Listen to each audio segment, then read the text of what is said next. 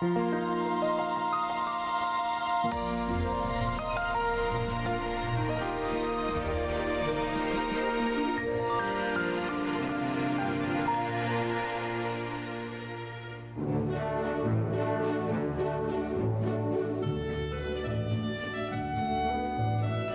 телезрители, мы безмерно рады снова приветствовать вас на первом телевизионном конкурсе «Елкен» «Парус». Бүгін біздің халатлы яш пианисттар бәйге тұтасақ. Классическая музыка – это наша история, наша современность и наше будущее. Это всегда море эмоций, красота звуков и разнообразие чувств. Башқұрт тарихына арналған «Елкен» конкурсында музыканттар башқұрт композиторлары әсерлерін башқара.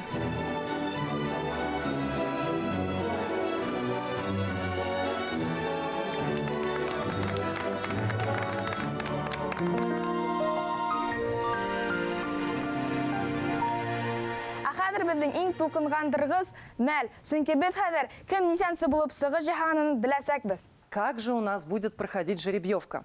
Ребята, каждый из вас выберет свой собственный кораблик. В каждом кораблике спрятан номер, который означает номер вашего участия в конкурсных соревнованиях. Вы готовы?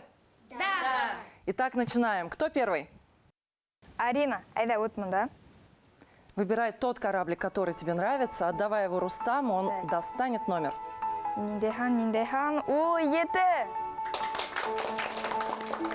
Арина, мәкә мәңә үзеңнең исемеңдә язып куй, бына һиңа маркер. Первый корабль уже такой счастливый, с числом 7. Мне кажется, сегодняшние конкурсные прослушивания пройдут под счастливой звездой. И отправляй свой корабль в счастливое музыкальное плавание. Бына беренче Кәмәлә озын-озак йөзүгә китте. Шулай итеп, кем артабан чыга? Кто еще? Кто следующий? Лиза, идем к нам. Смелые молодые девчонки участвуют в соревновании. Какой твой корабль? Так. Үс.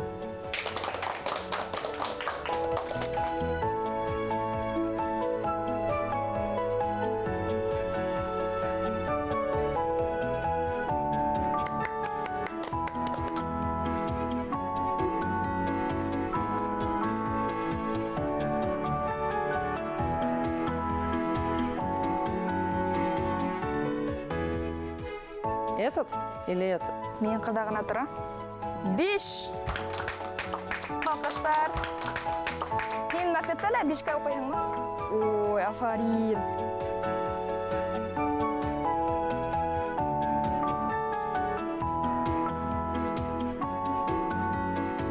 Шулай итеп, бер.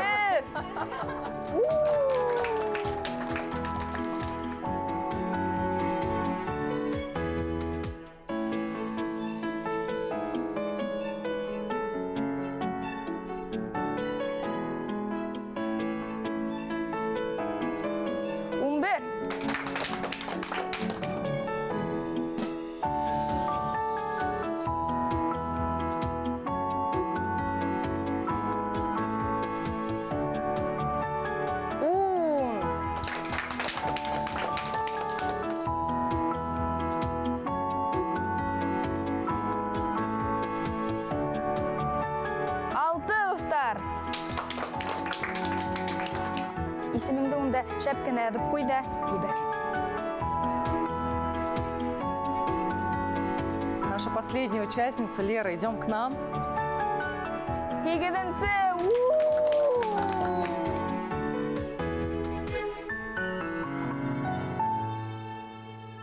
Ну а мы приступаем к конкурсным прослушиваниям и желаем всем участникам удачи.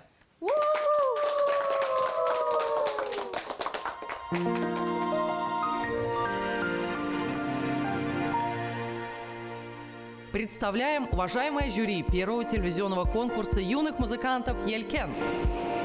Музыкант, кларнетист, лауреат Государственной республиканской молодежной премии имени Шейхзады Бабича, лауреат международных конкурсов, генеральный директор Национального симфонического оркестра Республики Башкортостан, заслуженный артист Республики Башкортостан Артур Назиуллин, доцент кафедры композиции Уфимского института искусств имени Загира Исмагилова, член Союза композиторов России и Республики Башкортостан, лауреат Государственной молодежной премии имени Шейхзады Бабича, лауреат всероссийских и международных конкурсов Шаура Сагитова.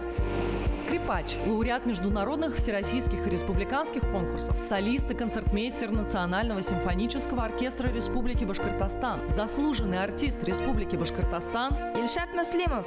старший преподаватель кафедры истории музыки Уфимского государственного института искусств имени Загира Исмагилова, лектор-музыковед, заслуженный работник культуры Республики Башкортостан, Виктория Симонова. кураист, кубызист, думбырист, мастер горлового пения, заведующий кафедрой традиционного музыкального исполнительства Уфимского государственного института искусств имени Загира Исмагилова, заслуженный работник культуры Республики Башкортостан, Артур Гайсаров.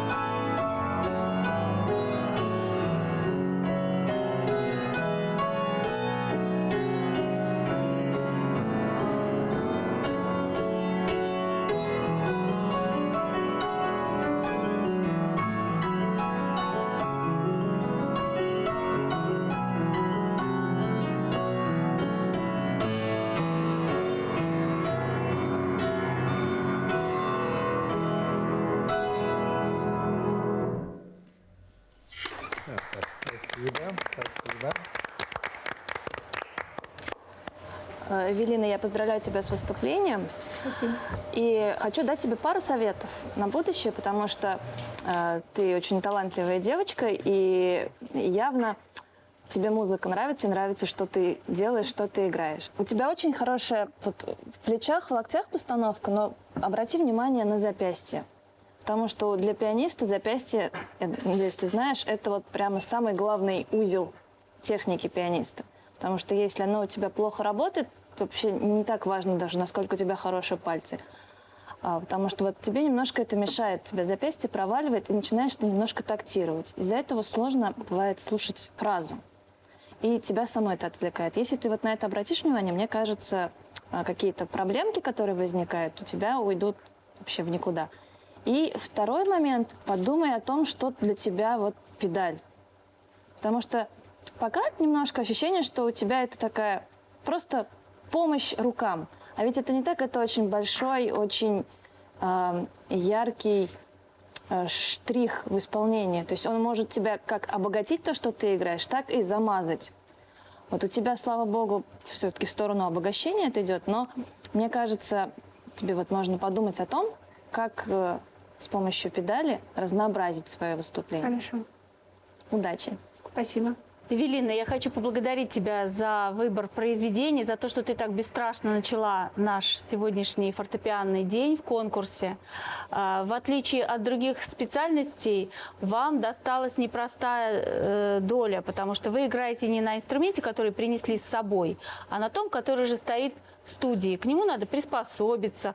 Ну, у тебя это отчасти получилось, но самое главное, это когда ты сыграла прелюдию Рафаэла Касимова и закончила ее гимнически в ми-мажоре, нам это придало уверенности, что сегодня у нас все будет очень хорошо, и у нас будет классный день с хорошими пианистами. Удачи тебе. Спасибо. Кстати, вот Эвелина по поводу ми-мажора, Виктория Анатольевна хороший вопрос задала. Я тебе задам каверзный вопрос. А сколько бемолей в ми-мажоре? Каверзный вопрос, каверзный. Что ж вы валите так? Да. Ну, профессор. хорошо, бемолей там нет только диезы. Поэтому на всякий случай, думаю, узнаю, сколько бемолей в ми-мажоре. Но на самом деле, Вильничка, успеха тебе, занимайся как можно больше. Я думаю, что у тебя должно все еще получиться, у тебя все впереди. Поэтому я тебе желаю успеха и удачи. Эвелина, я тоже поздравляю тебя. И вот Шаура Азаматовна сказала очень хорошие, правильные, нужные слова, уже конкретно разобрала, скажем так, по косточкам, да, твое выступление. Я лишь могу добавить, что есть такое понятие, как ритмическая организация. И оно зачастую даже спасает от волнения. То есть, когда ты занята не тем, что ты переживаешь, скажем, волнуешься, да, а именно четко в голове прорабатываешь все ритмически, занимаешься с метрономом. Вот к нам пришла тоже выступать девочка с нами недавно с оркестром. Вот, и наш маэстро Дмитрий Сергеевич Крюков посоветовал ей просто позаниматься с метрономом. И на следующий же день были такие грандиозные успехи. Она от и до сыграла Бетховена, третью часть, четко, ритмично, и это выглядело настолько вот просто классно. Удачи. Спасибо. Афарин, Эвелина, зур рахмат біздің ұшыт конкурста қатнашып, ойнап көрсеткеніңе. Һәм әлбетте бұл қатмарлы, өзім білем қатмарлы ойын қаралындай ойнау рахат түгел.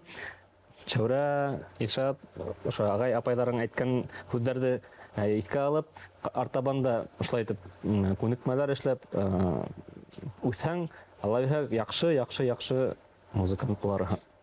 Шуңа һиңа уңыштар. Зур рәхмәт.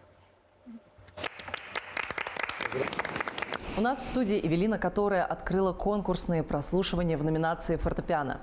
Эвелина, поздравляю тебя, вручаю тебе диплом и сразу хочу задать важный вопрос. Насколько я знаю, это твой первый телевизионный конкурс. Расскажи, пожалуйста, отличаются ли твои эмоции и ощущения от присутствия света софитов, камеры, такого строгого жюри? Ну, немного отличаются, но я немного волнуюсь, как и на обычных конкурсах, так и здесь. Но мне нравится здесь выступать, потому что это что-то новое, телевизионное шоу. У меня есть пару вопросов к твоему преподавателю. А вот вы как считаете, кроме посещения классических концертов, что еще можно сделать, чтобы дети смогли начать понимать и любить классическую музыку? Ну, я считаю, что нужно как ходить на классические концерты, так и смотреть, естественно, передачи. В данном случае телеканал «Культура» у нас есть, и вот ваш телеканал, который тоже пропагандирует классическую музыку. Ну а то ж, стараемся. Благодарю вас за интервью, желаю вам дальнейших успехов и с нетерпением жду вместе с вами ваших результатов в нашем конкурсе.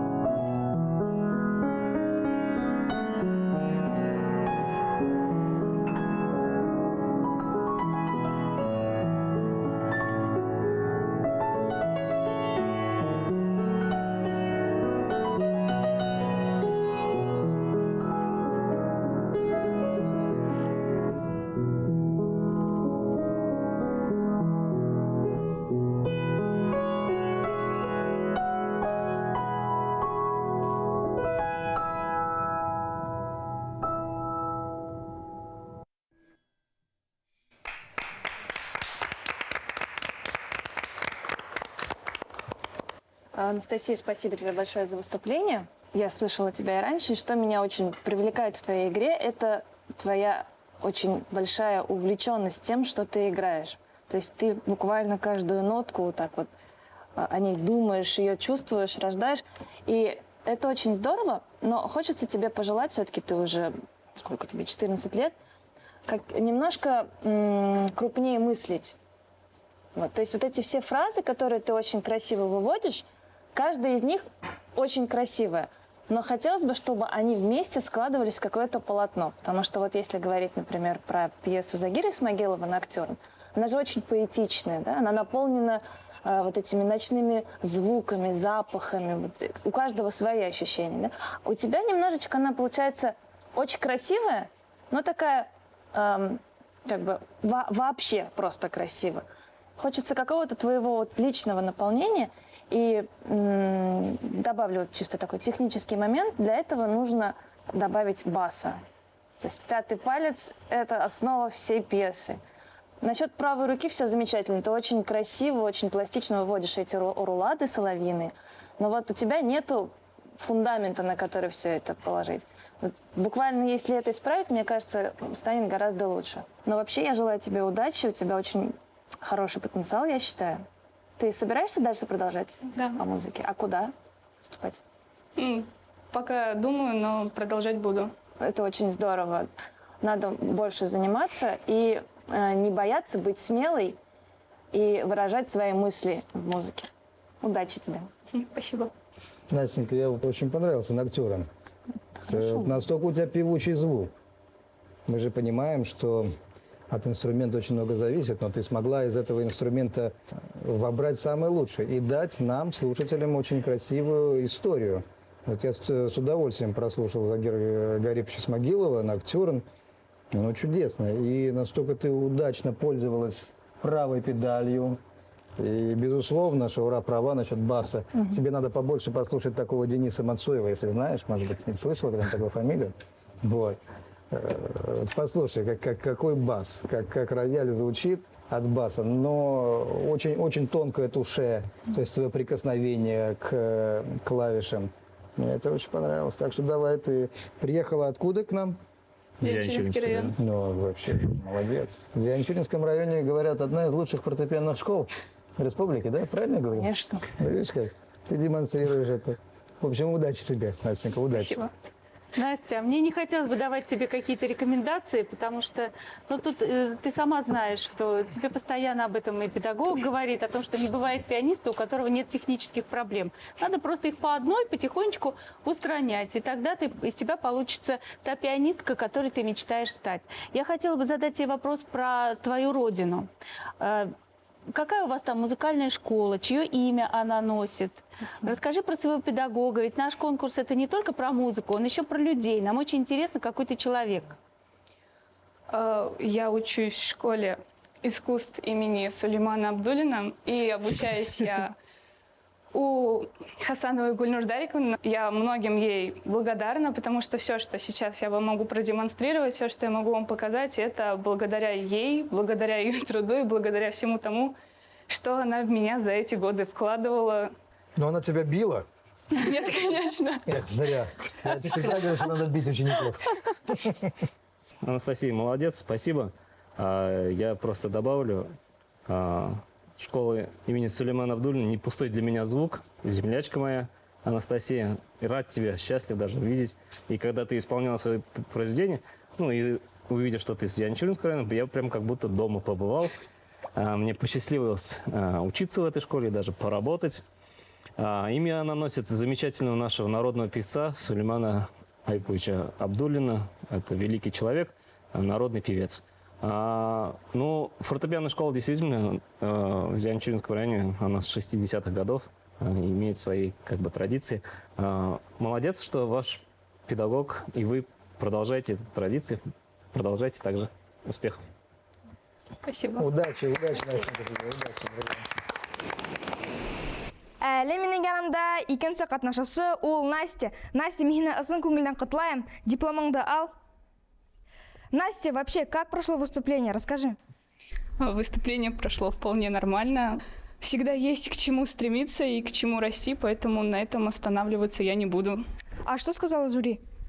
Жюри на самом деле сказала много приятного, что позволяет двигаться дальше, делать это с большим усердием. Хочется работать больше, чтобы оправдывать те слова, которые обо мне сказали. Отлично, Настя. А у меня есть один вопрос к твоему преподавателю.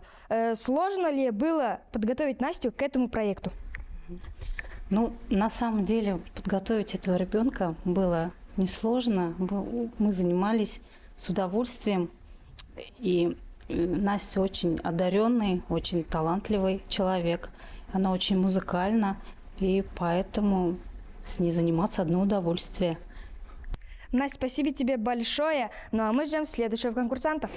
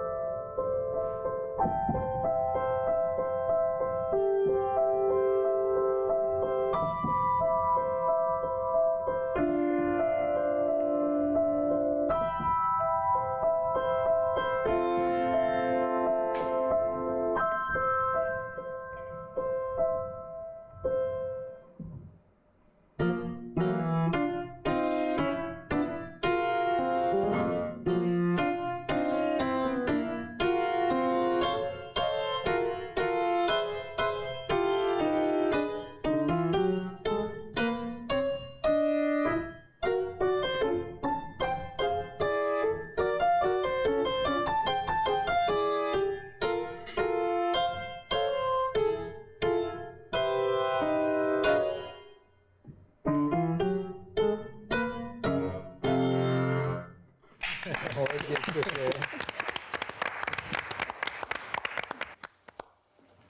Елизавета, поздравляем тебя с выступлением. Мне очень понравилось. И мне очень понравилось, что ты играла 2 пьесы, и мне кажется, обе эти пьесы, как будто бы ты играла про себя немножко. Ты настолько артистично и здорово показала их, что мы тебе поверили на все 100%. А какая тебе пьеса больше нравится? Капризная девочка. Это видно было, да. Очень понравилось мне, что ты вот в пьесе Римма Хасанова буквально рисовала картину как будто акварелью. Так, вот эти вот капельки, вот эти какие-то порывы ветра, может быть, что-то такое. Это было очень-очень живописно. Удачи тебе большой. Продолжай заниматься музыкой. У тебя, мне кажется, это очень хорошо получится. Лизонька, какая ты умница. Знаешь, вот блистательная пианистка наша Шаураз Агитова очень правильно сказала. Ты была абсолютно разная, ты была интересная. И, ну, это такие уже серьезные пьесы. Ты сколько лет играешь на фортепиано? 2 года. Вот. Ну, какая умница, да? То есть ты 2-й год ты играешь или 3-й год? 2. 2-й год. Но ты просто блестящая. Такими темпами ты станешь более известной, чем Марта Аргерих. Ты еще, наверное, такой не знаешь Марту Аргерих? Но вот в интернете погуглишь и узнаешь. Поэтому молодец. В образе такая вот артистка, да, маленькая юная артистка. Это очень было приятно наблюдать. Удачи тебе и успеха. Лиза, а я хочу тебе посоветовать не как пианистке, а как вообще человеку, который пришел в искусство и собирается не только исполнять музыку, но и любить ее. Это очень важно. Кстати, не все профессионалы могут этим похвастаться. А что надо делать, чтобы полюбить? Ну, например, у тебя были выбраны для программы два композитора. Рим Хасанов и Айрат Каримов. И вот я хочу сказать, что, например, музыку Айрата Каримова я очень люблю, потому что я часто ее слушаю. И вот если ты взяла одну конкретную песку «Капризная девочка», то ты возьми что-нибудь, послушай еще. Или почитай о нем. Вот, например, в этом году ему исполнилось бы 80 лет. И мы бы отмечали его юбилей. И нам ничего не мешает играть его музыку и вспоминать о нем добрым словом. Или, например, Рим Махмутович Хасанов, прекрасный композитор, у него так много замечательных песен. Ты выбрал для себя «Теплый дождик», а ты послушай еще какие-нибудь песни, и у тебя любовь от этого будет расти. Так что, когда ты берешь какое-то произведение играть, ты, пожалуйста, слушай другие произведения композитора, хорошо? Да. Ладно. Лиза, поздравляю тебя с замечательным выступлением. Ты знаешь, вот коллега Виктория Анатольевна сказала очень важный и нужный совет. Это действительно важно и слушать музыку композиторов, и больше о нем знать, узнавать, читать. Это будет тебе только в плюс, это будет помогать тебе вообще и в музыке, и по жизни, расширять твой кругозор. Ты будешь просто больше знать и обо всем. О человеке, о композиторе, о музыке, вообще в принципе. Вот. И хочу тебе сказать, что дождик твой был действительно теплым, а девочка капризной. Но ты знаешь, в жизни, наверное, капризничать все-таки не очень хорошо, да ведь? А вот на сцене и в произведении, и в образе, в котором ты создаешь, можно покапризничать еще больше, чтобы вот этот каприз, он был прям вот капризным таким, по-настоящему. Спасибо тебе большое. Удачи, Лизонька, удачи. Елизавета только что прибежала к нам со сцены и еще не успела отойти от выступления. Лиза, поздравляю тебя, держи твой диплом. И расскажи, пожалуйста, я знаю, что это твой не первый конкурс, но телевизионный все-таки первый. Насколько волнительно выступать на таком проекте? Да, это очень волнительно, потому что я на таком конкурсе никогда не выступала. Скажи, пожалуйста, а тебе понравилось? Да, мне очень понравилось, потому что это так красиво и так хорошо. И у меня вопрос к вам есть. Скажите, пожалуйста, с какими сложностями вы столкнулись при подготовке к телевизионному конкурсу? Наверное, чем-то отличается эта подготовка от конкурсов обычных? Действительно, данный телевизионный конкурс, и вообще думаю, что телевизионные конкурсы в целом отличаются от тех конкурсов, в которых мы привыкли участвовать. И для меня, так же, как и для Лизы, это был первый телевизионный конкурс. Поэтому все для нас впервые. Но я хочу сказать, что нам очень понравилась атмосфера конкурса, антураж этого конкурса, такая доброжелательная, позитивная комиссия, да, которая с таким теплом, с таким воодушевлением делала пожелания, в частности, моей ученице Елизавете. И мы с удовольствием это все учтем в дальнейшей работе. Мы желаем вам с таким же достоинством и уверенностью проходить через все предстоящие испытания. А пока вместе с вами волнуемся и ждем результатов конкурса. Спасибо вам за интервью. Спасибо вам большое.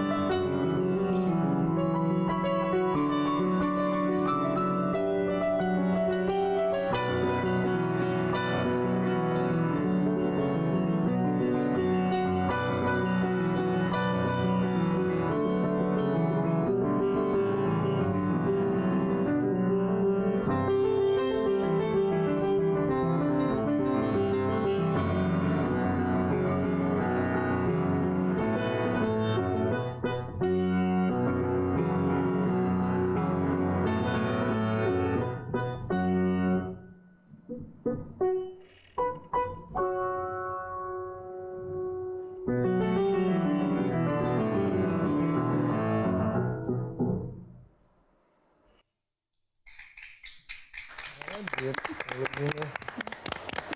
Спасибо большое. Скажи, пожалуйста, о чем ты играл? Я играл о гордых башкирах, которые скачут на таких же гордых лошадях, как они. Спасибо. А чего ж ты не подскакивал-то тогда сам? Ну, временами я думал. По степи, потому что они были по степи, Да, по ровной не глади. по горам, по степи. Плавно. Тара-тара-тара-тара-тара-тара. Там была степь. Что там подскакивать-то? Просто ты очень так бодро и действительно ярко начал, а потом в серединке что-то ты куда-то как будто бы задумался и немножко отвлекся, может быть, там какие-то они мимо красивых девушек скакали, я не знаю, и немножко чуть-чуть вылетел из характера. Вот как ты начал, вот это вот действительно вот, уверенно, четко, так надо до самого конца пьесы играть. Потому что, вот я говорю, вот прям задел был хороший, а потом что-то произошло у тебя. Хорошо, спасибо. Удачи. Спасибо. Володя, скажи, пожалуйста, начало стихотворения. «У лукоморья дуб зеленый, золотая цепь на дубе том». У лукоморья дуб зеленый, золотая цепь на дубе том. Все, достаточно. А теперь хорошо. скажи ее еще раз. Только скажи, ну, немножко по-другому, чтобы было интересно. Прям вот начало сказки. У лукоморья дуб зеленый, золотая цепь на дубе том. И днем, и ночью. Вот. Молодец. Спасибо. Вот смотри, когда ты играешь на фортепиано, если вдруг тебе встречаются две одинаковые фразы, ты, пожалуйста, сделай так, чтобы они прозвучали по-разному, чтобы захотелось дальше слушать. Хорошо? Вот только одна у меня к тебе рекомендация. Когда играешь, ты разговариваешь как будто. Поэтому рассказывай интересно, по-разному. Думай, как одну и ту же фразу сыграть по-другому. Хорошо? Хорошо. Действительно, я вот присоединюсь, Володенька, к Виктории Анатольевне. Вот мы все исполнители, знаешь, музыка не бывает одинаковая. Но, кстати, я хочу отметить, коллеги, вот у него была степь, тара-тара-тара-тара-тара, а потом та-та-там, тарара-па-па. Все-таки он старался сделать другой динамикой и другим звуком. Он старался это показать. Вот я это отмечаю. Но при этом, безусловно, это надо делать ярче, чтобы не только сугубо профессиональные люди это могли заметить, отметить и похвалить, но и все абсолютные зрители, понимаешь? Понимаю. Тебя сейчас будет смотреть многомиллионная аудитория телеканала БСТ и Тамыр. Знаешь, это, конечно же, надо показывать ярко. А ты к нам приехал из Янаульского района? Да. Замечательно. Ты там учишься в детской музыкальной школе. Сколько лет играешь на рояле? 6 лет. О, ты уже тоже пенсионер. Почти, да. Понятно. Когда ты заканчиваешь школу? Заканчиваю через 2 года. Ну еще есть время. Еще есть. Что дальше? Хоккей, футбол или Дальше в консерватория. музыку пойдешь? Консерватория? Да. Молодец. Сразу после детской музыкальной школы в консерваторию. Это хорошая заявка. Молодец. Спасибо. Удачи тебе, Володенька. Удачи, родной. Спасибо. Счастливо. Келесі қатнашысы ол Владимир. Владимир, михина құтлайым, был диплом хинеке. Как ты вообще начал заниматься музыкой? Музыкой я начал заниматься с 7 лет. Мама привела меня в детскую школу искусств. Вначале мне довольно-таки не нравилось, но потом я понял, что лучше музыки я не найду ничего для себя. А чем бы ты занимался, если бы не было бы музыки? Если бы не было бы музыки, я как-нибудь создал бы ее. А вот, кстати, создать, ты сам когда-нибудь писал музыку? Музыку я довольно-таки часто и пишу, не в большом количестве, в основном для домашних мероприятий. А что у тебя в планах? Чему ты хочешь научиться в дальнейшем? Научиться профессионально играть на пианино и освоить несколько других инструментов. Я надеюсь, что у тебя получится, хотя нет, я знаю, что у тебя получится. А теперь вопрос к твоему педагогу. Как вообще развить такую хорошую технику у ребенка? Владимир сам у нас способный мальчик, с ним в одно и то же время и тяжело, и легко. Тяжело то, что ему приходится давать более сложные произведения, а легко то, что мы вдвоем как-то интерес к этому больше возникает, поэтому... Владимир, тебе огромное большое спасибо, ну а мы будем ждать результатов этого конкурса.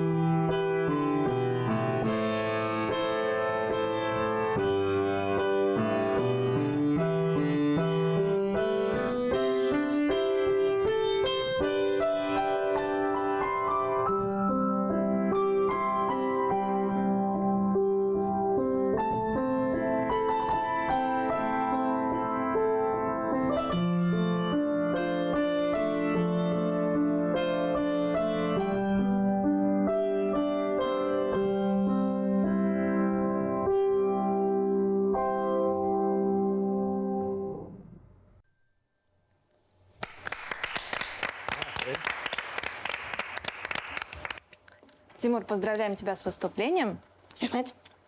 Мне очень понравилось, очень красивые нежные цветы.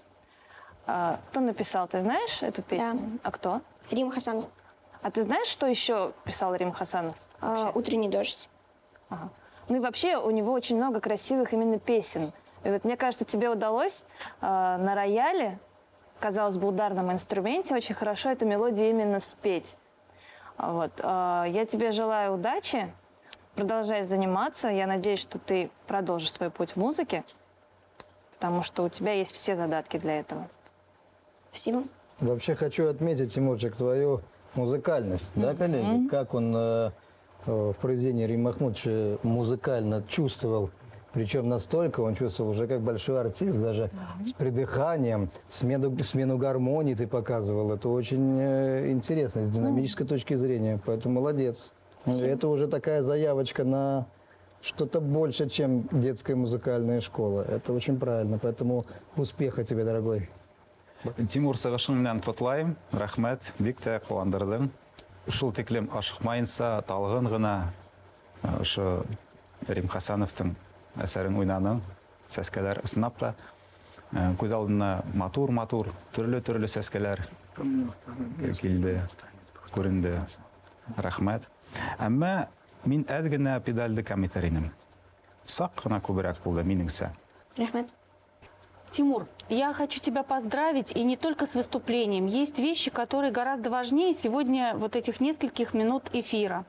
Тебе повезло учиться в одной из лучших музыкальных гимназий нашей республики имени Газиза Аль-Мухаметова, откуда выросло много прекрасных музыкантов, блестящих, дирижеров, исполнителей, педагогов. И у тебя замечательный педагог, поэтому все, что ты сейчас захочешь сделать вот с этим богатством, ты сможешь сделать. У тебя есть интеллигентность. И я надеюсь, что твой путь вот под ветром нашего парусника, он будет ярким, интересным. С удовольствием будем слушать тебя на будущих выступлениях. Спасибо. Тимур, во-первых, поздравляю тебя с тем, что ты молодец, ты выдержал это испытание, для тебя уже все закончилось, осталось только узнать результат. Твой диплом. И давай поговорим вот о чем. Как ты считаешь, какие мужские качества нужны для того, чтобы стать хорошим исполнителем на таком инструменте, как фортепиано? Выдержка, терпение, сила, характер и смелость. Отлично. Я надеюсь, что эти 5 качеств все юные пианисты себе куда-то зафиксировали и будут пользоваться этим лайфхаком от Тимура. Поговорим с твоим преподавателем немножечко. Расскажите, пожалуйста, вот отличаются ли методы работы с ребенком мальчиком и с ребенком девочкой во время занятий на фортепиано? Фортепиано – это такой инструмент, который требует вот уже перечисленных Тимуром качеств, как мужество, как смелость, единоборство это, потому что пианист выходит один на один к инструменту и к публике. И, в общем-то, особых отличий нет, потому что от девочки, конечно, требуются те же самые качества. Ты сам себе дирижер, сам себе исполнитель, сам себе режиссер, сам себе строишь сюжеты, и твоя фантазия и воображение, конечно, в этом помогают. А вот вы сказали, что во время того, как ученик выходит к инструменту, это единоборство. А вот фортепиано или рояль в данном случае в нашем конкурсе – это противник или союзник? Это нужно знать секреты, чтобы рояль стал не противником, а стал тебе союзником. Это называется техника игры на фортепиано. А без техники на сцене делать нечего. Очевидно, что вы великолепно помогаете вашему ученику. Очевидно, что Тимур обладает бицепсами и техническими, и эмоциональными. Поэтому благодарю вас за интервью, поздравляю с успешным выступлением и жду ваших результатов вместе с вами. Спасибо вам большое.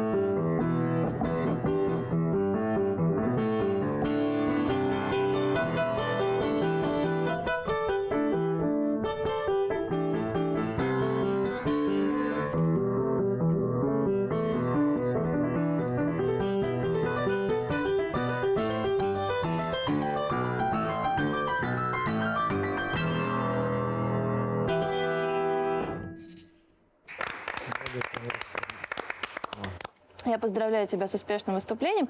И хочу только одно маленькое такое пожелание высказать. Чуть-чуть аккуратнее надо работать с педалью. Имеется в виду чисто физически. Потому что ты ее очень громко отпускаешь, и это прямо отвлекает. Это не очень уместно все-таки на сцене. А вот так вот мне очень понравилось. Удачи тебе. Спасибо большое. А скажи, пожалуйста, ты помимо произведений, которые написали уже другие композиторы, ты импровизируешь за инструментом? Есть у тебя такое желание сесть и поиграть самому?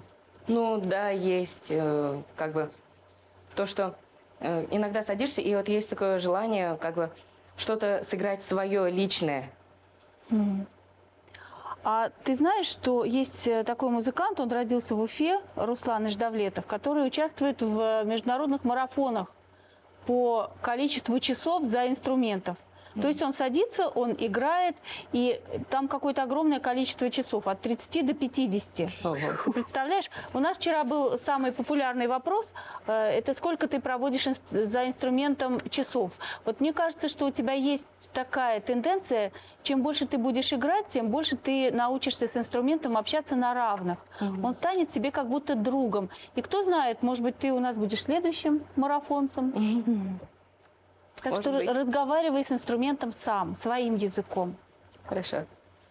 Айнур, я тебя тоже хочу поздравить. Мне вот очень понравилось. Знаешь, особо хочу отметить, что, коллеги, звучание рояля, да, мы вот услышали сегодня, такое уже взрослое звучание инструмента, уверенно, при этом певучий звук, все у тебя как бы получается, и очень так убедительно ты. Вот меня лично ты убедила, поэтому ты же из Нефтекамска, я так понимаю, приехал, да, вот это замечательная школа, передавай привет вашим руководителям, вот, мы дружим с Нефтекамском, и, конечно, ну, просто молодец.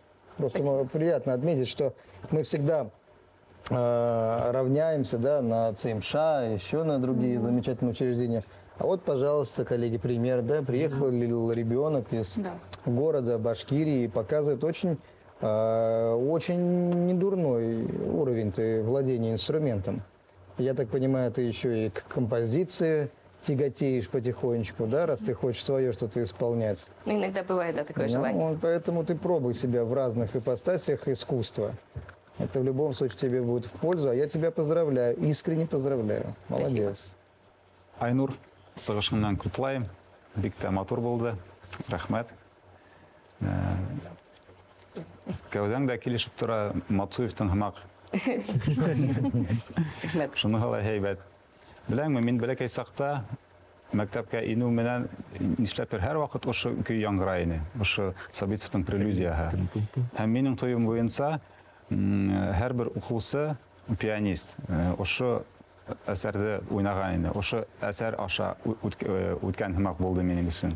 Һәм мин дә шуларҙы үсекләп, рояль артына ултырып, тирым-парым, тарадарым уйнап, һуңынан инде төрлө кластерлар ебәреп, там шулай итеп иткәнем булғайны. Молодец, уңыштар. Рәхмәт. Ысынлап та Илшаттың аңлығын ҡеүәтләп әйтәм, был прелюдия, ул башҡорт халыҡ көйөнә әйләнеп барачак. Сөнки беҙ училищелар ҡорғанда ҡурайсылар да ошо көйҙө ныҡ ярата. Мин дә үҙем дә уйнайым. Сөнки ниндәйҙер шундай егеттәрсә, нимәкәй, һинең был көйөңдә лә яңғыраны, һине ҙур сәхнәләрҙә һинең әҫәрҙәреңде күреп ҡыуанырға насип булһын. Рәхмәт.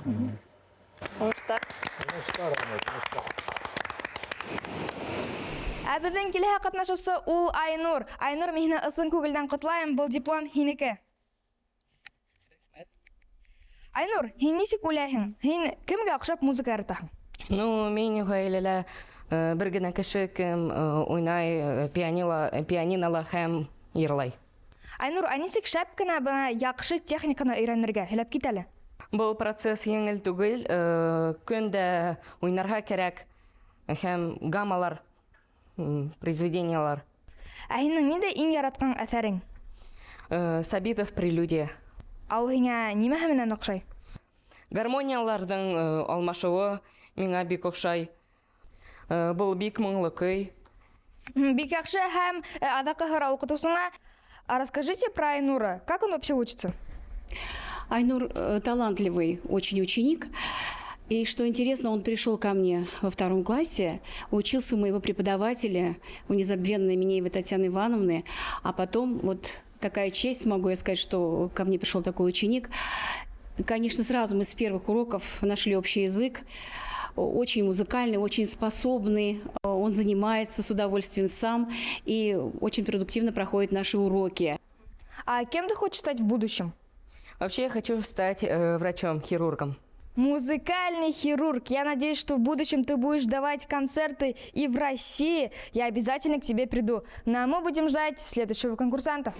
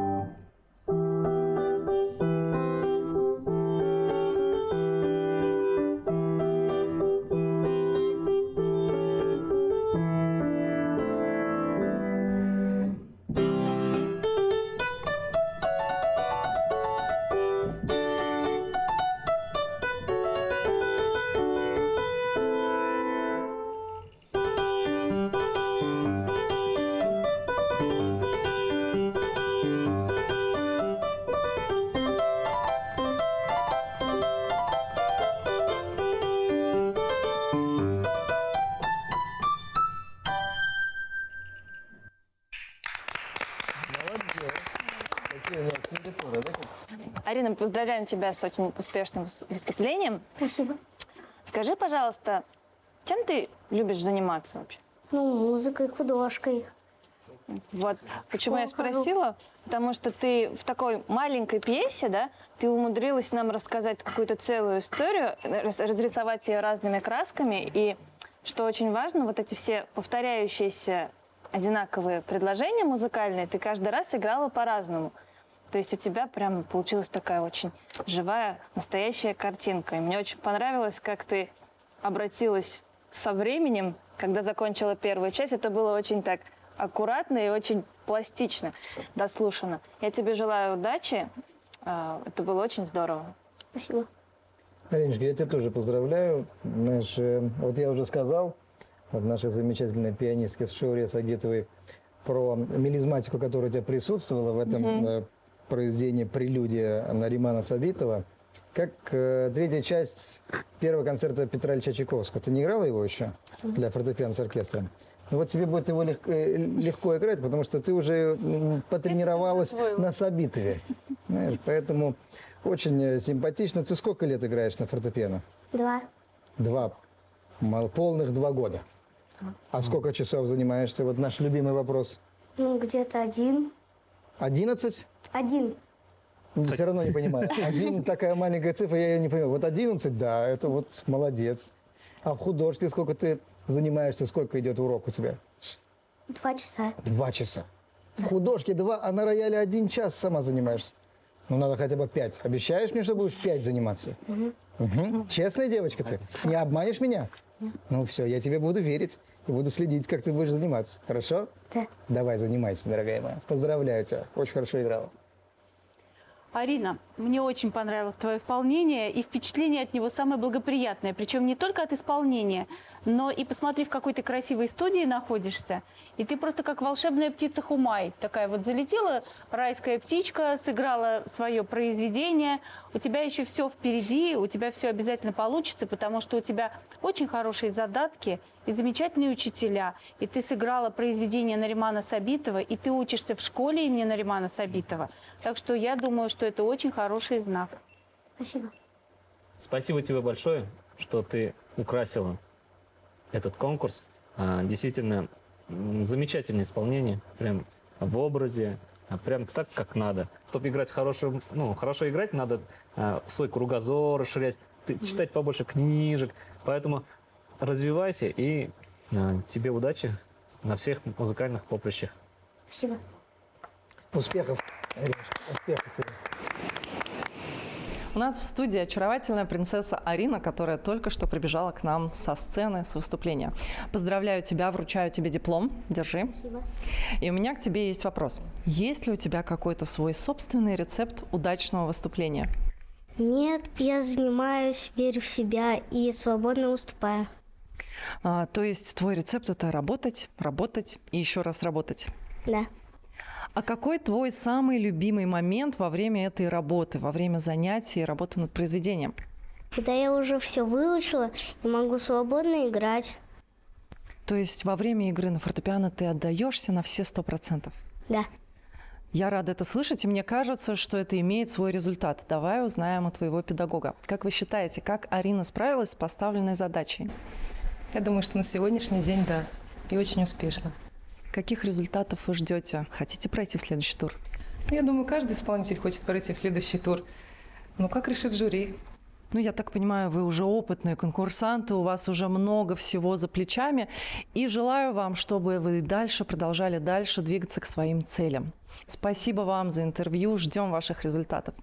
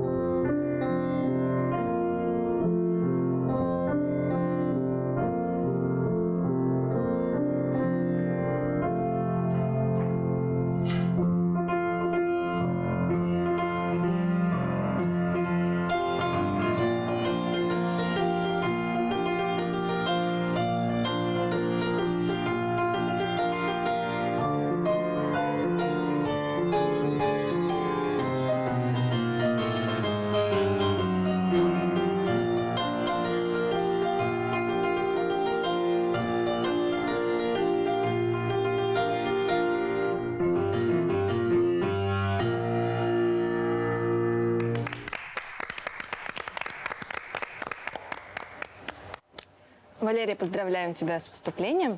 Спасибо. Скажи, пожалуйста, сколько лет ты играешь на рояле? Я играю 6 лет. Пойду в 7 класс скоро. А потом что ты хочешь делать? Потом я пойду в музыку, скорее всего, буду играть на фортепиано.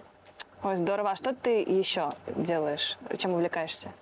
Я помимо фортепиано еще хожу на вокал, и есть общие предметы. Ага. Так, в основном на фортепиано. Здорово, потому что... Вот общие предметы, но так основное фортепиано. Это да. Правильно очень. Очень здорово, на самом деле, что ты вот ходишь еще на вокал, потому что очень часто пианистам, так как у нас инструмент все-таки ударный, не хватает именно вот умения вести звук. Да? У нас звук гаснет очень быстро, и тебе, видимо, твои занятия вокалом очень помогают как раз вот этот недостаток восполнить. У тебя очень такие красивые, плавные действительно мелодии. Они у тебя и вокальные, и танцевальные получились. То есть у тебя и чувство ритма такое очень естественное, такое вот прямо настоящее, живое. Я тебе желаю удачи. И только одно пожелание. Не склоняйся так сильно над роялем. Что ты прячешься? Сиди спокойнее. Такая красивая девочка, красиво играешь. Удачи тебе и, надеюсь, через некоторое время увидеть тебя на больших сценах уже. Спасибо большое. Я бы, конечно, тебе порекомендовал так не пугаться нас всех, потому что, по-моему, ты скромничала немножечко. Не хватило мне немножко звука рояля, яркости, плотности. Знаешь, ты так аккуратничала. Все сыграла, совсем справилась. Все задачи, видимо, поставленные собой и педагогом, выполнила.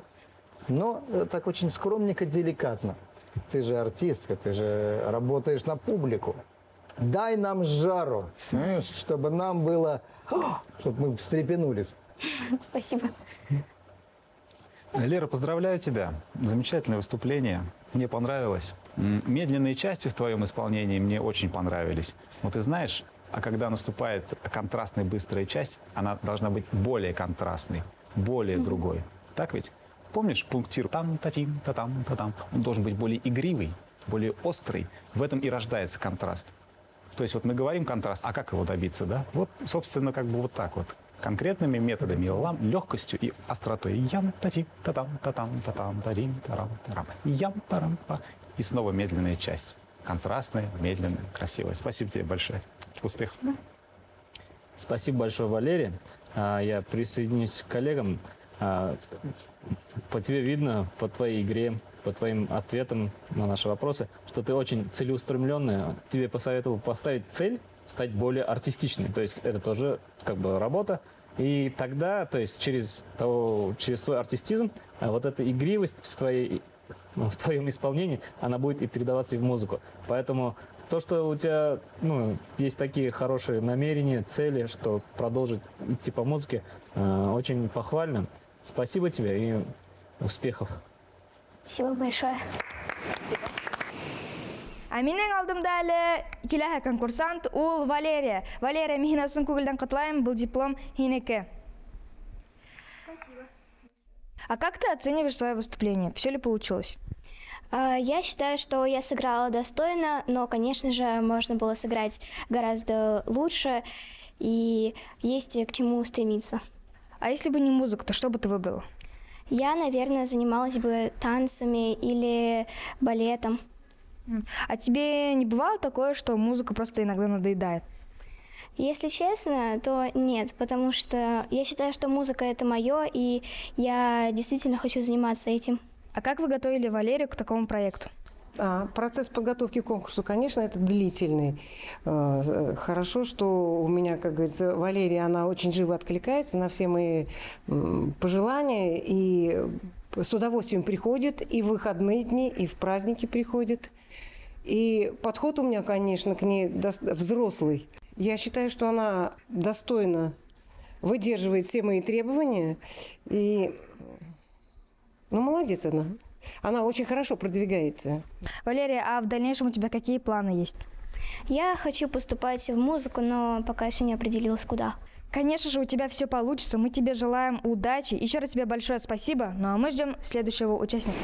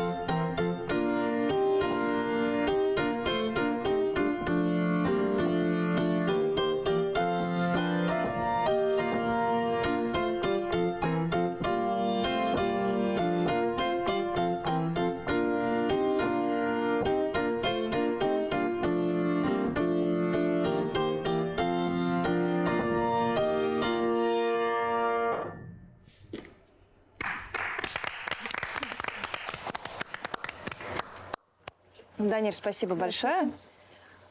Вот у меня к тебе такой вопрос. Как ты считаешь, что важнее в музыке? Интонация или ритм?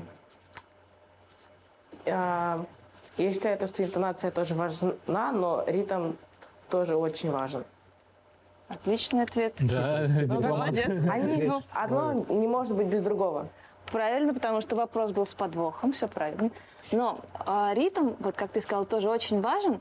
Важно, чтобы ритм не просто был, нужно, чтобы он был живой. Когда мы играем произведения, у нас бывают разные метры, да, двухдольные, трехдольные. И у нас всегда есть слабые и сильные доли. И самое важное не просто сыграть их вот точно вовремя, а на самом деле важнее всего то, как они соотносятся между собой. То есть более слабые, более сильные, есть тяготение между ними. И когда ты слышишь вот это напряжение, вот это развитие, тогда получается очень живая фраза. Потому что иногда бывает, знаешь, вот по интонации все хорошо выверено, а ритмически оно как-то вот, ну, вот как будто что-то неправильно, даже если вот все вовремя. Вот это какая-то, может быть, недоработка именно в ритме, она влияет уже у тебя на фразировку, начиная даже с самой темы. То есть вот до конца непонятно, у тебя там 3/4 или 6/8, а ведь это полярно разные размеры. Да? То есть там, да, у нас 6 долей, но они по-разному группируются.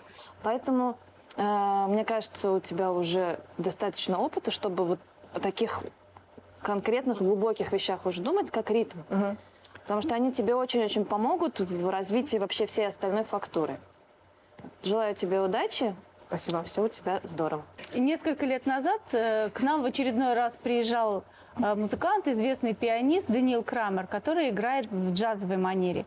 И мы с ним разговаривали за сценой, немножко поспорили, какую музыку играть легче. Ту, которую тебе написали, композитор написал, все прям тебе отметил, где у тебя там крещендо, где диминуэндо, в каком темпе играть, дал все указания. Тебе нужно просто это хорошо сыграть, как написал композитор. Или, например, взять какую-то тему и разработать ее самому. То есть ты прям должен изобразить вот этого гордого хромого Саврасова, чтобы мы почувствовали стать, ритм. Ну, то есть здесь ты должен быть уже композитором Сальмановым. Поэтому в каждом произведении тебе нужно взять на себя какую-то определенную роль. Старайся расти. Мне очень понравилось. Данир, ну, тут мои коллеги уже все столько тебе сказали, что и добавить-то нечего. Ты парень уже взрослый. Наверное, в следующем году ты заканчиваешь гимназию. Нет еще? В 7-м. В 7-м. Тебе 14 лет? Да. Понятно, понятно. Ну, значит, у тебя еще есть время, чтобы определиться, потому что, очевидно, потенциал есть. Ты как пианист именно учишься, да, в гимназии, да, как пианист? Ну так, а кто у тебя любимый пианист? Ну-ка скажи мне. Кого ты больше всех слушаешь? Малафеев. Да, Саша Малафеева. О, сколько мы с ним играли вместе. Так что я Саше передам в следующий раз, когда увижу, что у него есть Данир Мифтахов, который очень любит. А кроме Малафеева из «Маститых» никого не слушаешь? Так, вспоминай фамилии, любую, чтобы сейчас перед телевизионной аудиторией выглядеть. Как раз недавно я слушал Крамера, про которого вы сказали. Вот. Мы готовились к его приезду. Я его очень много слушал, его мастер-классы.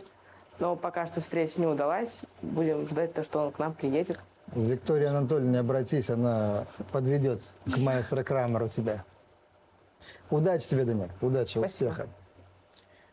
Данир, поздравляю. Ты молодец. Помнишь, есть такой момент, не помню, какая это вариация, когда тема уходит вниз. Понял. Тема уходит вниз. Значит, что? Значит, тему должно быть слышно. Так ведь? А получилось так, что наоборот, что ты в правой руке как бы тара постоянно вот это, да, оно немножко заглушало основную тему. Был такой момент, помнишь, да? Хорошо, что ты это как бы сам для себя тоже отмечаешь. Мои поздравления. Спасибо. Спасибо. Күйлерді аңлар үшін, мына біз Қорайда үйреткенде күйдің тарихын үйренеміз, нендейдір образға айналып, ең әлі шуны кеңеш берерінім, мына Ақ қылау, бұрынғы башқұрт эпосы, Рафик Сальманов вариациялар эшләгән. Шул аттар, мына Виктория Анатольевна айтып үткәнчә, шуларды күз аллаһың, то есть если ты представляешь их перед собой, еңелерәк эсәрләрдә уйнау буласак. Уңышлар һиңа? Рахмат. Удачи. Удачи, Данир. Со мной в студии вновь молодой человек, такой отважный, смелый. Данир, поздравляю тебя с успешным выступлением. Держи диплом. И по версии преподавателя Данира, он выступил столь безупречно, что заслуживает гран-при. Данир, поделись, пожалуйста, с нами секретом. Может быть, у тебя есть какие-то особые ритуалы, которые ты проделываешь перед выступлением и которые действительно тебе приносят высокие результаты? Есть один секретный способ, которому обучает наш преподаватель. Перед каждым выступлением мы настраиваемся и стараемся брать энергию, которую нам дает космос. Угу. А как вы ее берете, ты можешь нам показать? Это нужно только тем, кто выступает. Ну, секрет на то и секрет. А есть ли произведение, которое ты бы не хотел играть ни при каких обстоятельствах? И если тебе педагог предложит, ты скажешь: ухожу из профессии. Я не могу сказать сразу, что я не буду его играть, если не посмотрю на него со всех сторон. Это как происходит? Ты должен попробовать его в пальцах потрогать? Я должен его услышать не в одном варианте исполнения. Слушайте, ну какой серьезный профессиональный подход к своему делу. Горжусь тобой, Данир. Вопрос твоей маме хочу задать. Вот как справляетесь с таким профессионалом в семье, как вы его поддерживаете, а может быть, оттаскиваете от инструмента, говорите: сыночек, ну иди уже отдохни, сколько можно? Но что касается поддержки, на самом деле, на мой взгляд, очень важно искренний интерес родителя и присутствие. И когда это есть, тогда ребенок, молодой юноша, да, может нащупать в себе то самое, что для него важно. По-моему, вы очень поддерживающая мама, судя по тому, что Данир сегодня так великолепно выступил. Переживаю за вас, жду ваших результатов и желаю вам большой удачи.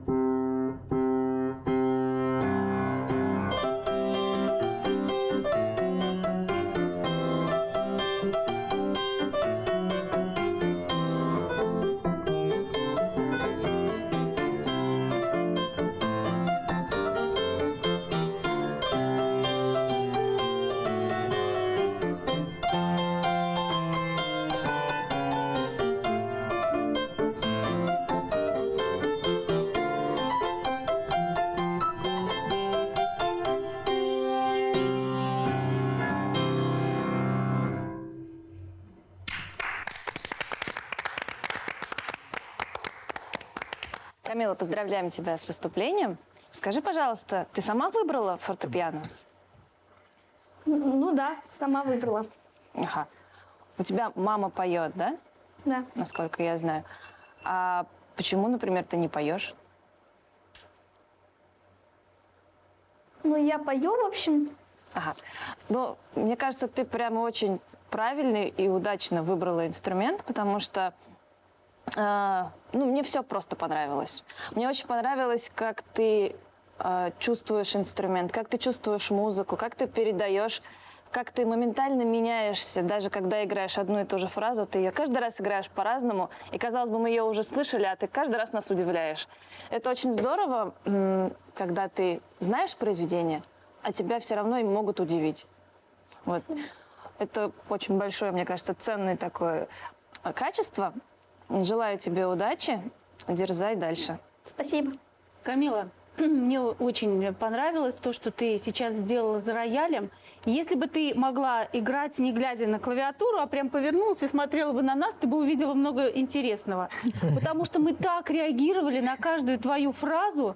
Нам было интересно, что ты скажешь дальше. И вот эти два произведения классиков башкирской музыки Наримана Сабитова и Загира Исмагилов заиграли какими-то новыми красками под твоими руками.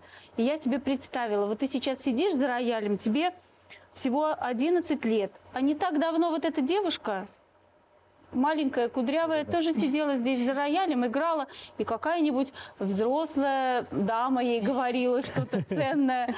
Ты знаешь, пройдешь не так много лет, ты будешь сидеть вот на этом месте, и скажи какие-нибудь хорошие слова, такие же, как сказала сейчас Шаура тебе, чтобы девочке в дальнейшем было еще интереснее заниматься. Ты нам очень понравилась. Спасибо. Камилочка, молодец. Профессиональное уже выступление, да? Мы действительно реагировали, я уже сразу говорю, когда ты сделала форте, а потом сделала пиано, говорю, сразу гран-при. Ну все, тут уже все понятно. Что слушать дальше? Можно было остановить и пойти себе отдыхать. Но это приятно, когда ребенок с отношением. Понятное дело, что у тебя блестящий преподаватель, и вы вместе творите и делаете хороший продукт. Но то, что мы сегодня услышали, это уже такая заявочка, это серьезно. Поэтому удачи тебе, расти и занимайся дальше. Спасибо. Но ты-то, надеюсь, по 8 часов в день занимаешься? А? На рояле сколько часов ты занимаешься? Опять. Мне самый интересный мой вопрос. Ну, по-разному. Ну, в среднем. Иногда и по 10. По 2, по 3.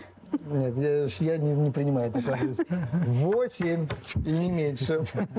Удачи, Камила. Спасибо. Камила, просто здорово, браво. Ты знаешь, я сам себя поймал на том, что я впервые говорю эти слова. И не буду говорить, какой я тебе поставлю балл. Он будет достаточно высоким. Спасибо тебе большое. Ну, вот на самом деле все понравилось. Замечательные контрасты. Ты заставляешь слушать себя. Классно расставляешь фразы. Ну, очень здорово. Совет, который я бы хотел тебе дать. Дай Бог, чтобы у тебя все складывалось на музыкальном поприще. И как бы тебя ни хвалили, какие бы комплименты тебе не говорили, всегда внутри сохраняй трезвые отношения. Критику педагога, что тебе в первую очередь скажет педагог, твои близкие люди. А когда бывает так, что и захваливают, бывает так, что и как-то там, специально, может, говорят какие-то слишком высокие слова. Никогда на это не обольщайся. Всегда сохраняй трезвость ума. Может быть, это, конечно, для маленького человека прозвучит как-то слишком пафосно, скажем так, да.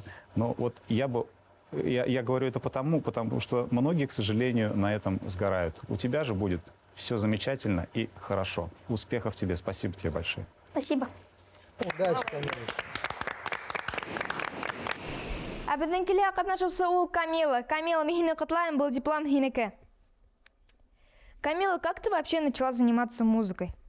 Мама у меня певица. Мне очень нравилось, как она поет, и я тоже захотела петь. И играть тоже.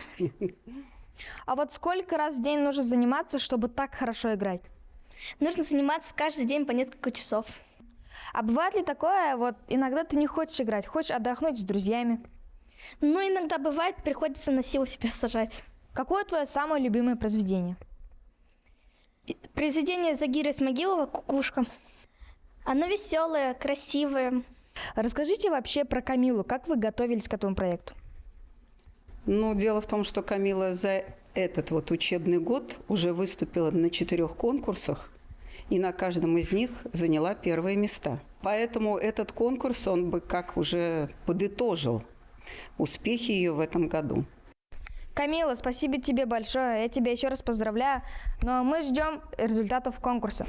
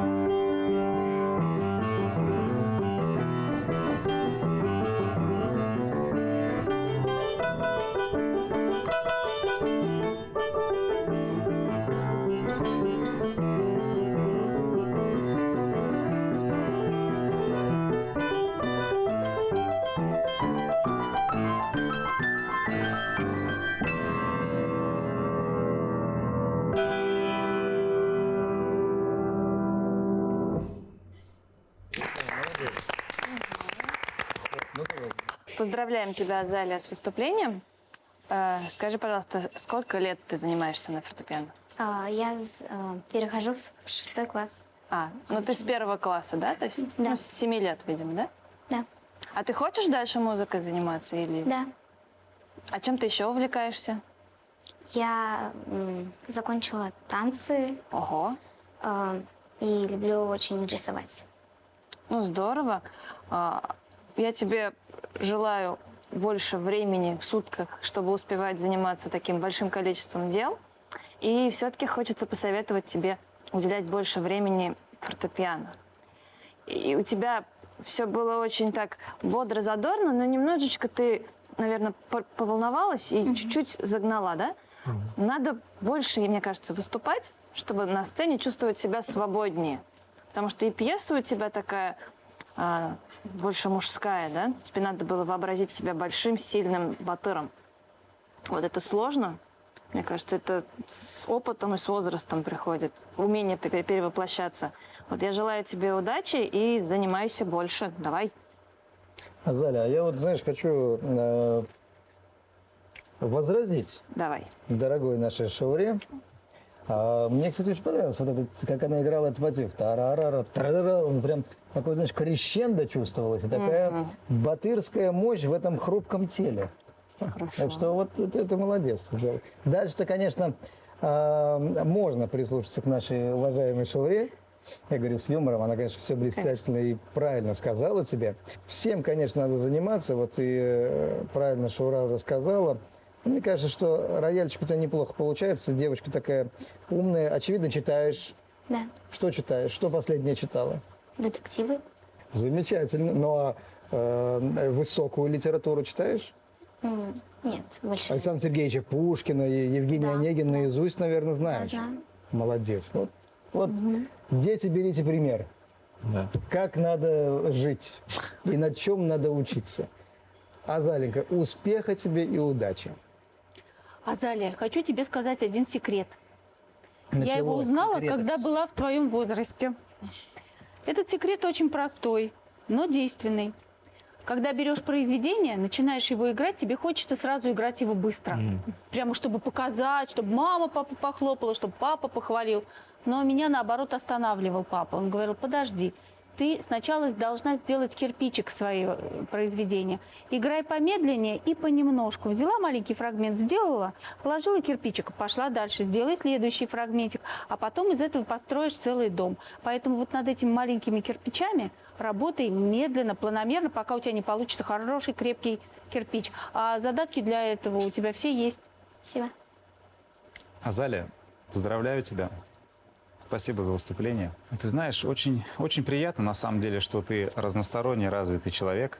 Вдобавок к тому, что вот уже сказали мои коллеги, наверное, даже перефразируя, хочу тебе сказать, что темп мало взять, его нужно еще выдержать. Ты взяла очень бодрый темп, на самом деле настоящий, но чуть-чуть подсуетилась в нем, да ведь? Был такой случай, я расскажу просто вот. К одному знаменитому профессору в Москве приехал один товарищ с провинции и сказал: я играю все капризы Паганини. Он говорит: да ну, серьезно? Но он сыграл все 24 каприза Паганини, но он сыграл так, что лучше бы не играл. Понимаешь? Так что вот если уж назвался Груздем, то полезай в кузовок. Будь добр до конца, выдержи четко, хладнокровно, ровно. Спасибо тебе. Успехов. Афарин, Азалия. Сенің сығышың оқшаны сынапта мұнда нендейдір рух болды. Бірақ кіні қаушағаның да хиделді, шол темпімен, немемен. Но көбірек сығыштар яғаған, көбірек сәхнеге, көбірек конкурстарға қатнашқан. Бұл шымара өзінен өзі яқшырақ келіп сығасақ, һәм бітәлі келіп сығасақ. Оңыштар. Поздравляем, Азалия, поздравляем. Рядом со мной стоит Азалия, которая только что прямо со сцены прибежала к нам в студию. Азалия, поздравляю тебя с успешным выступлением. Держи диплом. И хочу тебя спросить, как ты сама оцениваешь свое выступление? Как ты считаешь, ты справилась со всеми поставленными задачами? Да, с некоторыми я, конечно, не справилась, но со многими справилась. Были ошибки, было волнение. А как ты справляешься с волнением? Есть у тебя свой собственный рецепт? Да, есть. Я просто представляю то, что я одна нахожусь в классе, и это репетиция. Спасибо тебе за ответ. У меня вопрос к преподавателю.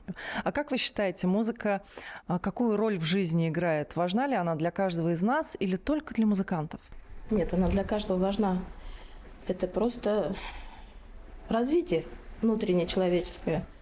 Развитие как человека, как не обязательно музыканта, просто хорошего человека. Это душевный настрой, это человечность, развитие. Ну и развитие многостороннее, просто самообразование. Честно говоря, я с вами очень согласна и очень вас в этом поддерживаю. Желаю вам дальнейших успехов и ждем вместе с вами ваших результатов. Уверена, что они будут достойны.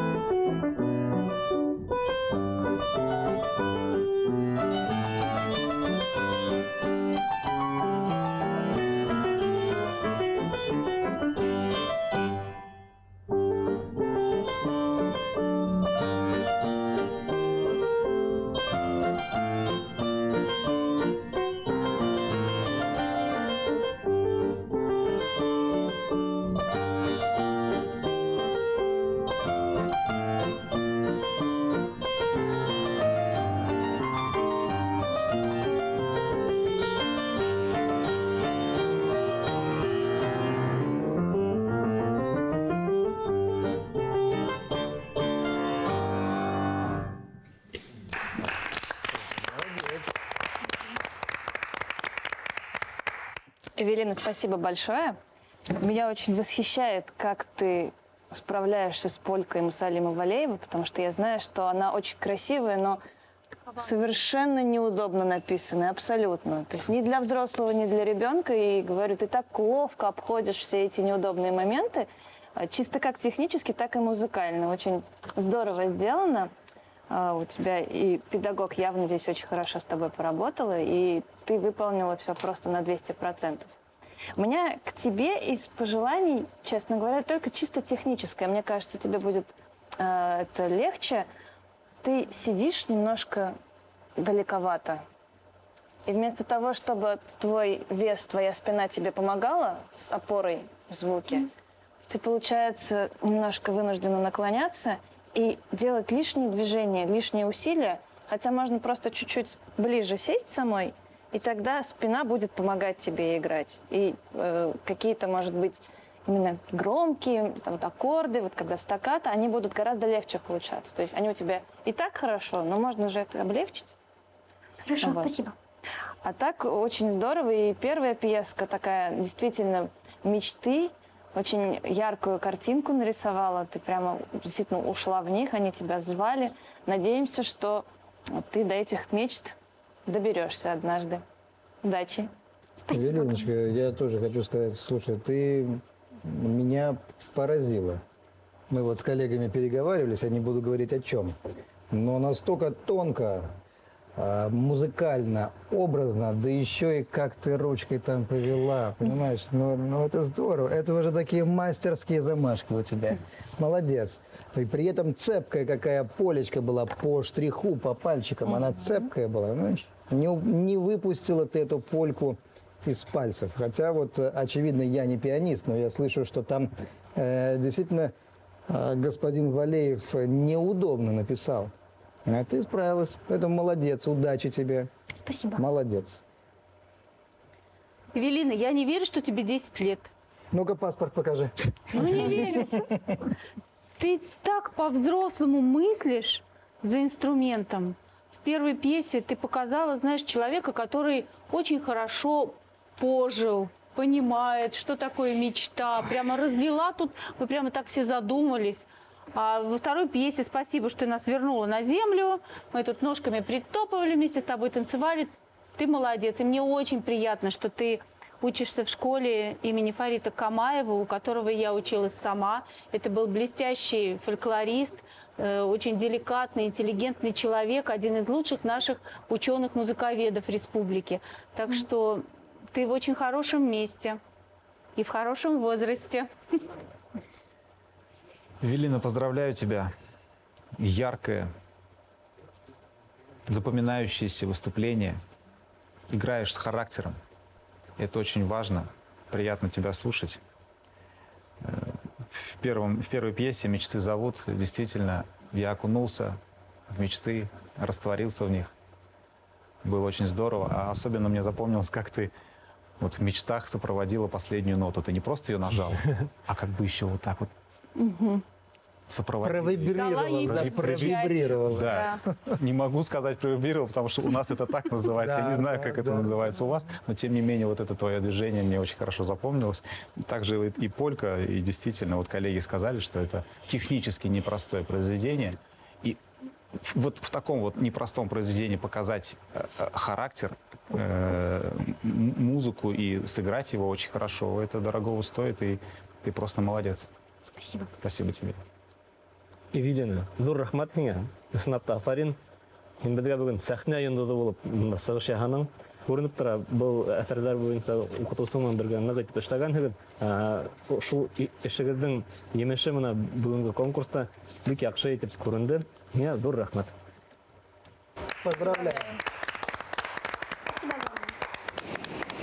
Әле минең янында фортепиано номинацияһының аҙаҡҡы ҡатнашыусыһы Эвелина. Эвелина, мин һине ҡотлайым, был диплом һинеке. Эвелина, какие эмоции? Просто шикарно, все отлично. Мне самой очень понравилось. Этот формат конкурса был первым в моей жизни вообще. В общем, мне очень все понравилось. А кто твой любимый музыкант? Ну, Денис Мацуев. А почему? Ну, он играет тоже с эмоциями. Виртуозно. Правильно про него говорят, пианист-виртуоз. И просто мой любимый. А кем бы ты хотела стать в будущем? Пианисткой, наверное? Ну, частично да, но в общем я хочу стать дизайнером интерьеров. О, это очень здорово, Камила. А может, теперь вопрос к твоему педагогу. А как вы думаете, в настоящее время классическая музыка теряет свою популярность или наоборот? Классическая музыка не может потерять популярность, потому что это мудрость веков, заложенная в звуках. И для каждого думающего человека классика останется навечно. Эвелина, спасибо тебе большое.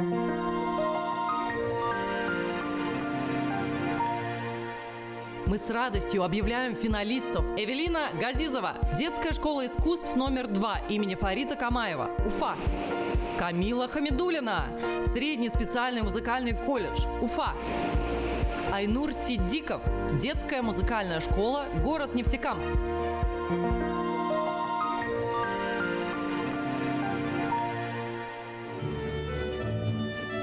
Елкан телевизион конкурсының финалы 22 октябрьда. Перед днем рождения выдающегося композитора, певца, одного из основоположников башкирского профессионального музыкального искусства Газиза Альмухаметова. Башкортостан дәүләт концерт залында яшь музыканттар Милли симфоник оркестрга кушылып уйнай. Осрашканга тиклем